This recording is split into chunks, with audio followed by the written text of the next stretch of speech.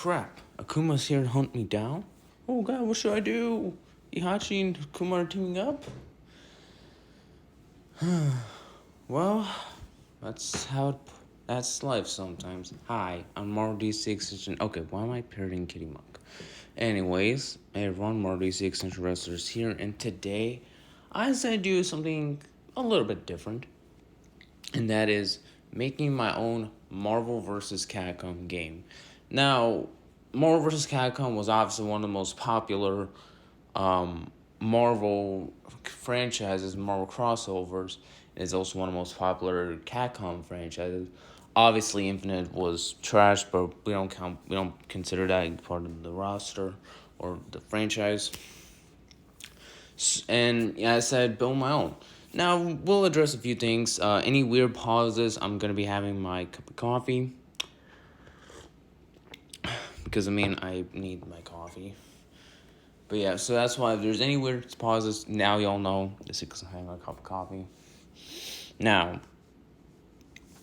I decided to do. Now, the reason what I was gonna do is split this into a few parts: Marvel's heroes and Marvel villains, or heroes and villains, whatever.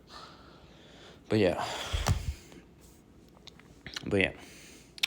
Now, Marvel vs. Capcom is actually one of the most popular franchises due to the many obscure characters it was able to have. But at the same time, having some big names as well. So I decided to make a Marvel vs. Capcom 4. Now, there are a few things I will address. Mine will also, later I'll include DLC, so yeah. So I'm going to start with the Marvel characters and the returning characters. So starters, we have Captain America, Iron Man, Thor, Hulk, Black Widow, Hawkeye, Spider-Man, Black Panther, Rocket Raccoon, Captain Marvel, those are already 10, Iron Fist, Wolverine, Cyclops, Onslaught, Sabretooth, Doctor Doom, Thanos, Galactus, and I believe that's it. So all those are the returning characters from Marvel. I will also address a few things. I included Onslaught because I wanted to have Professor X, the leader of the X-Men, I thought. But at the same time, we need more villains, and Onslaught was kind of meant to be a merger of Magneto and Professor X, so I decided Onslaught works well. Yeah. I thought Galactus would be an interesting playable character as part of the actual roster. Yeah. Anyways, let's get on to the new names. So, starting out, we have Daredevil. Daredevil has been like one of the most requested characters for Marvel vs. Capcom, and I think he's become very popular in recent years.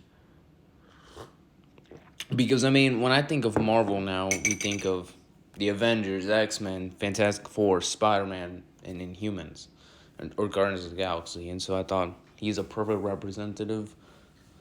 Yeah. Now, next two are essentially husband and wife, and that are Luke Cage and Jessica Jones. I thought Jessica Jones and Luke Cage kind of shocked that they weren't in a Marvel vs. Capcom game. Though, obviously, Luke Cage was kind of considered for Marvel vs. Capcom 3, I believe the Ultimate one. But yeah.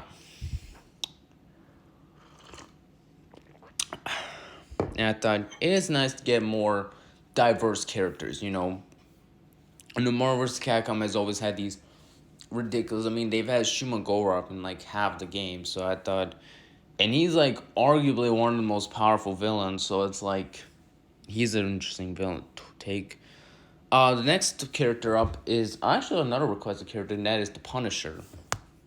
The Punisher has been like one of the most requested because, fun fact, even before the X-Men, Capcom actually made a Punisher game. So, yeah, the more you know. And so I think his kind of weapons diverse would pretty much be Chris Redfield's that he had in Marvel vs. Capcom 3 and Ultimate Marvel vs. Capcom 3. I don't count Infinite. Yeah, I will admit the story of Infinite is at least somewhat fun and goofy and kind of interesting at times, and it's probably the only good thing about it. Aside from the story mode, the game sucks. The roster sucks. Seriously, I looked at that roster so many times, and I'm like, there were better options that they could have picked.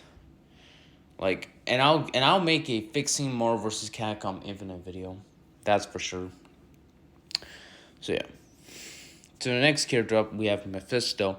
I decided instead of Ghost Rider, we have Mephisto, basically Marvel's Satan in this universe, or at least one of their versions.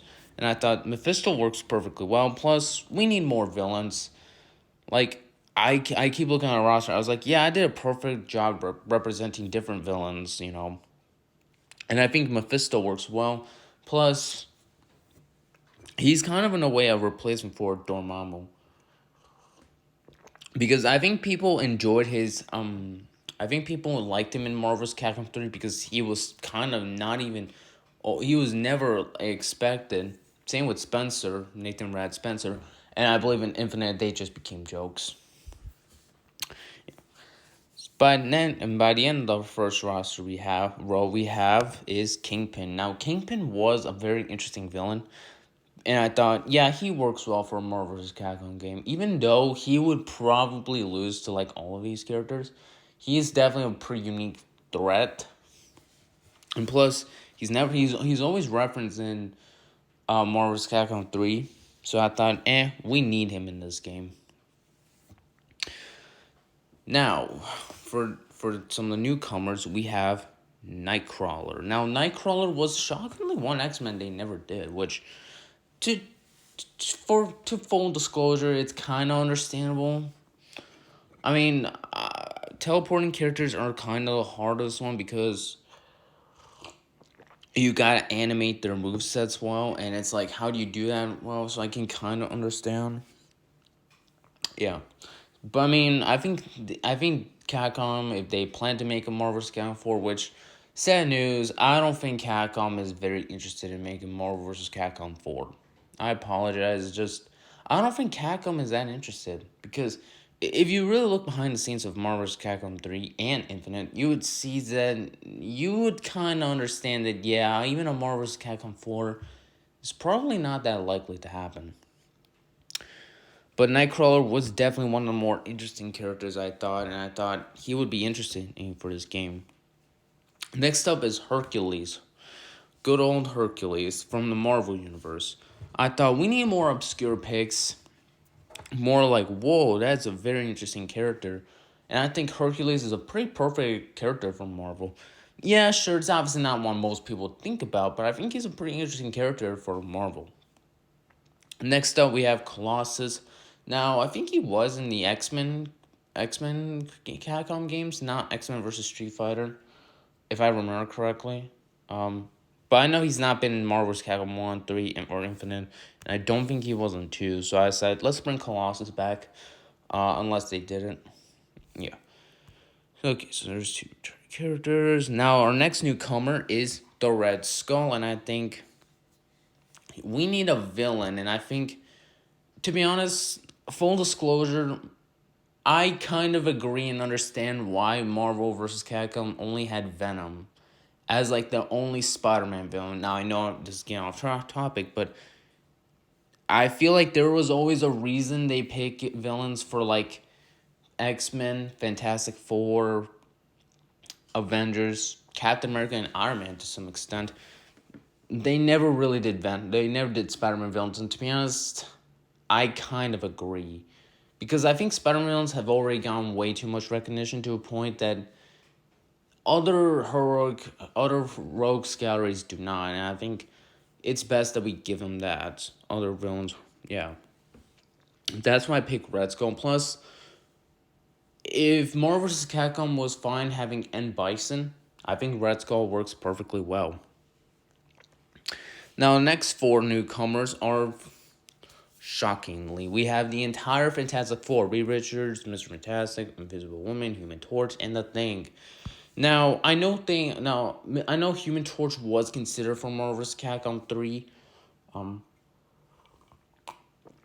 I know he was considered, and obviously, you really can't even blame Capcom because they got the moveset well. It's just that his character made the game slow and lag. So I thought, yeah, even I can understand why Capcom didn't allow or weren't or were had to use Super Scroll. But I think now, given that technology has improved, I think now Human Torch can probably work nowadays. But yeah. Yeah. Plus, you need the more diverse characters, and I think the Fantastic Four worked that well. Now, next role is are all newcomers except one. So, because we have already talked about Black Panther in the game, let's do Namor. Namor, I'm actually kind of shocked he wasn't. At least in like Infinite or yeah, that's the thing. Namor isn't really associated with X-Men or Fantastic Four. He's more like an everybody associated. So I'm kind of shocked he didn't do it, but of course he is technically X-Men, so kind of understandable, but yeah. Yeah, so pretty much Namor, I'm not even gonna go through his moveset. His moveset would probably be similar to Aquaman's in the Injustice games, just with some diverse aspects. Yeah. Next up is Silver Surfer. Fun fact, or not so fun fact, Silver Surfer was in fact considered to be part of Marvel vs. Capcom 3, but they couldn't get the surfboard to work, which is fine. That's kind of why in that game we kind of had the four replacements as Akuma, Doctor Doom, Dormammu, and Wesker. That's why I think those guys work well in that story as Galactus to serve her heralds instead. Next two are Ant-Man and the Wasp. Now, obviously, we gotta include these two. I'm using the Hank Pym and Janet Van Dyne version from the comics, not from the films or the shows or any of that, from the comics. Now, these are two picks nobody would thought. We have the Destroyer, a villain from Thor, and Zax, a Hulk villain. Now, the reason why I thought is we need more obscure picks, and I thought Zax works perfectly well. Like, he works arguably better than even some of the other characters because he's such a newcomer to because I bet not even a lot of people know about him. Hell, I bet even some of the biggest Hulk fans don't know much about him, and just assume he's Hulk's version of Electro. Now, yes, I will agree. Zax and Electro are both very similar. They're both electric characters, but they both have differences to a point they can create some interesting concepts. Next up, we're gonna have the Guardians of the Galaxy, and ironically, that's ironically when few of these are actually returning characters such as Gamora, Groot, and Rocket Raccoon. Only difference is Rocket Raccoon and Groot are separate characters. Yeah. But our newcomer is Star-Lord. Why was he not in Infinite? I have no idea. Next up, our last newcomer for this row is Moon Knight. Because the others are, in fact, returned to the franchise. Moon Knight, I don't even think I need to do much explanation because, yeah. Now, our next row is possibly the most unique. We have the Inhumans, as we have Black Bolt, Crystal, and Medusa joining the franchise. Why were these three not in Marvel vs. Capcom Infinite? That's my question.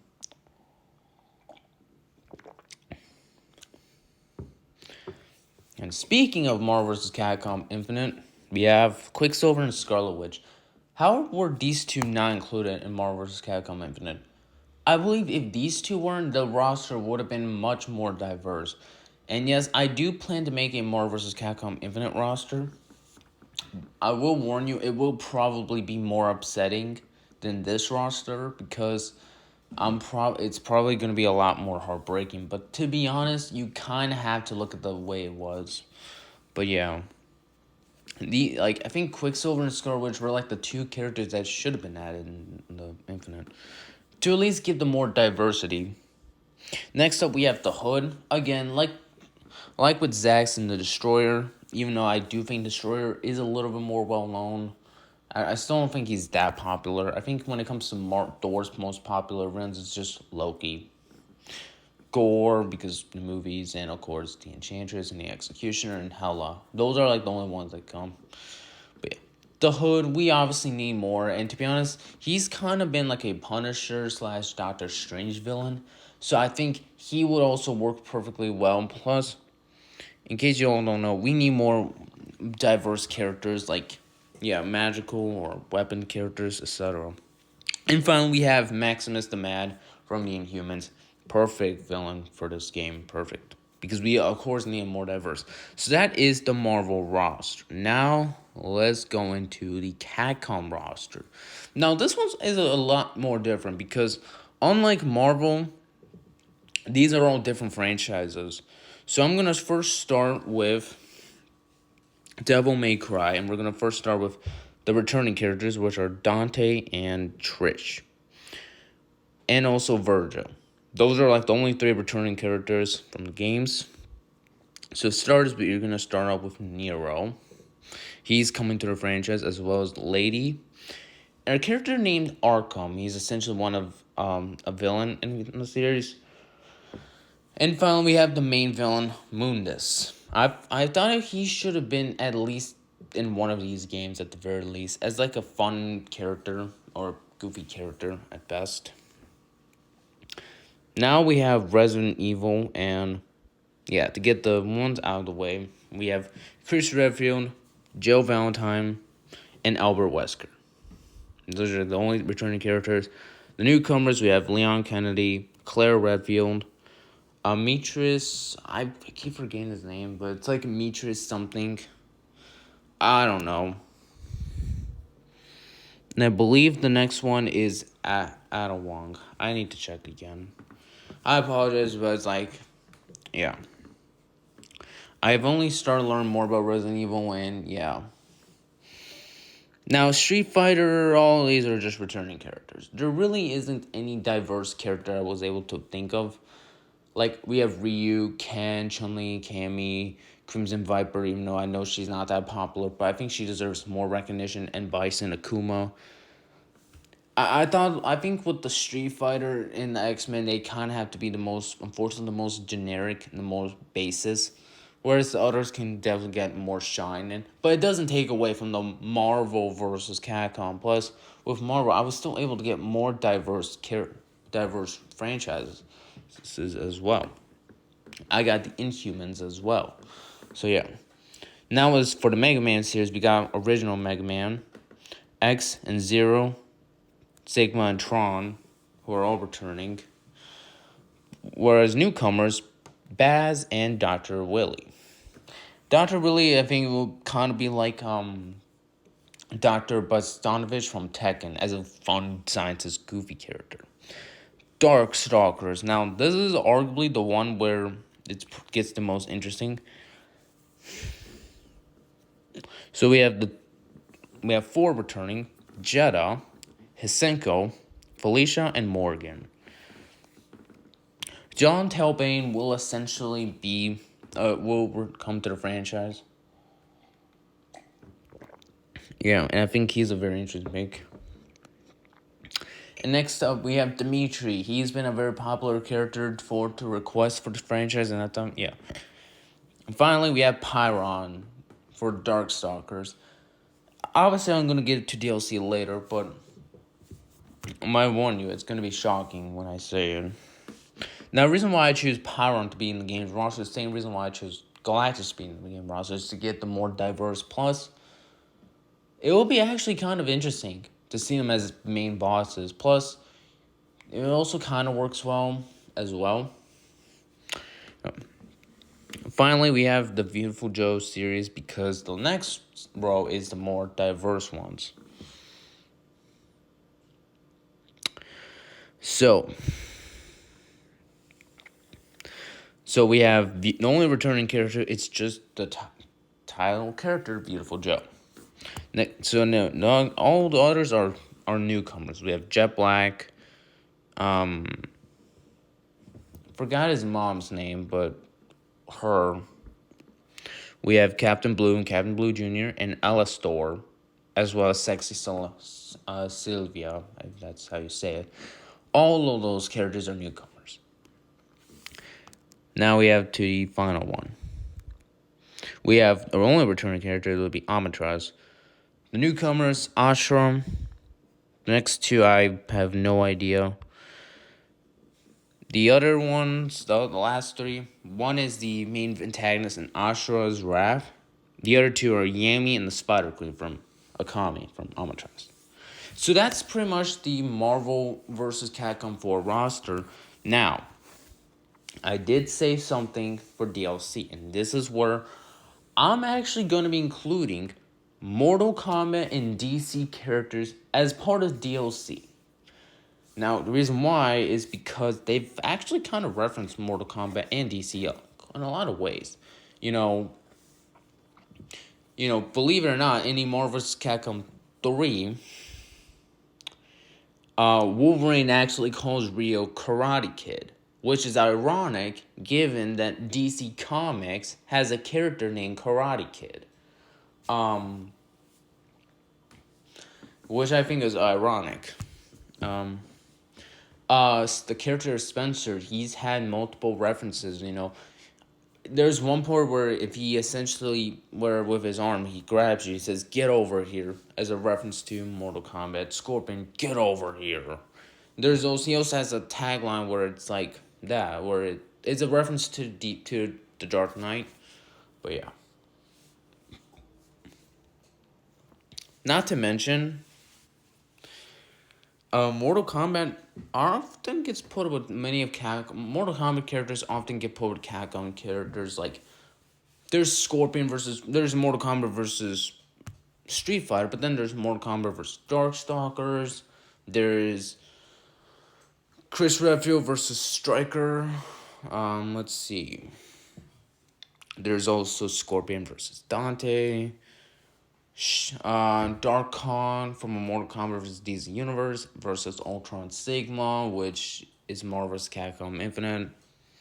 So yeah, I do believe we can include Mortal Kombat characters, as I believe they're fine. Now, it's not to worry about. You don't have to have the fatalities, which I will want to kind of get into later. Yeah. And same with the DC Universe.